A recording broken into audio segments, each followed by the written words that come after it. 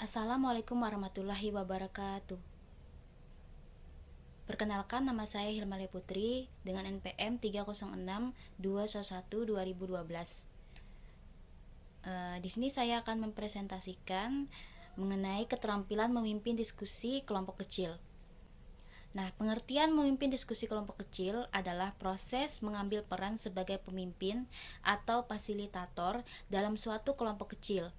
Biasanya terdiri dari beberapa orang dengan tujuan untuk memandu, memfasilitasi, dan mengarahkan percakapan agar mencapai hasil yang diinginkan. Diskusi adalah proses berbagi pemikiran dan ide dalam suatu kelompok kecil. Sebagai pemimpin diskusi, tugas Anda atau tugas kita adalah memastikan diskusi berjalan teratur dan efektif. Nah, langkah awal dalam memimpin diskusi kelompok kecil dengan melakukan persiapan diskusi. Sebelum memulai diskusi, pastikan Anda telah mempersiapkan materi dan panduan diskusi.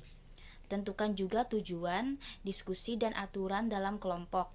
Hal ini akan membantu memastikan diskusi berjalan fokus dan terarah. Selanjutnya, yaitu mendengarkan dengan aktif. Nah, mendengarkan dengan aktif adalah kunci dalam menjadi pemimpin diskusi yang efektif. Berikan perhatian pada setiap anggota kelompok yang berbicara dan tunjukkan minat pada apa yang mereka sampaikan. Dengan begitu, Anda dapat membangun kepercayaan dan memastikan setiap anggota kelompok merasa didengar. Selanjutnya, membangun keterbukaan.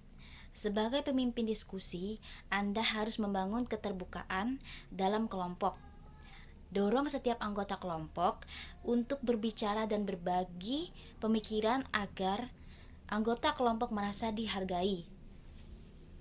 Selanjutnya yaitu mengelola konflik.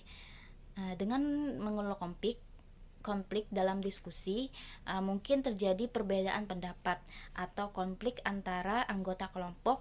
Sebagai pemimpin diskusi, Anda harus dapat mengelola konflik dengan bijak dan adil secara tenang dan terbuka untuk jalannya diskusi berjalan dengan baik dan lancar. Berikut yaitu contoh dari memimpin diskusi kelompok kecil. 1. Memusatkan perhatian siswa pada tujuan dan topik diskusi. Guru harus menyadari dan juga memastikan topik dan tujuan diskusi sebelum memulai sebuah diskusi. Selanjutnya yaitu memperluas masalah atau urunan pendapat. Seorang guru harus membantu siswa mengembangkan dan memperluas masalah atau urunan pendapat yang akan dibahas dengan diskusi. Selanjutnya dengan menganalisis pandangan atau pendapat siswa.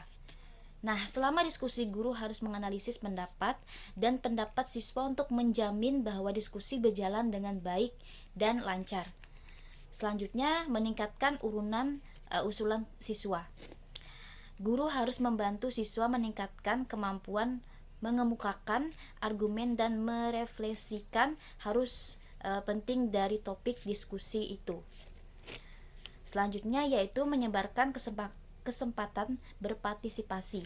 Nah, guru harus memberikan kesempatan kepada siswa atau setiap siswa untuk berpartisipasi dalam diskusi atau dalam kelompok kecil itu untuk mengikuti perilaku yang diinginkan atau dengan teratur agar berjalan dengan sempurna dan dengan baik sebuah diskusi itu. Selanjutnya yaitu yang terakhir, menutup diskusi.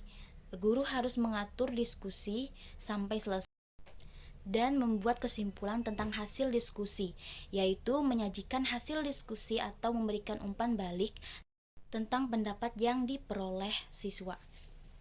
Selanjutnya yaitu kesimpulan dari presentasi ini.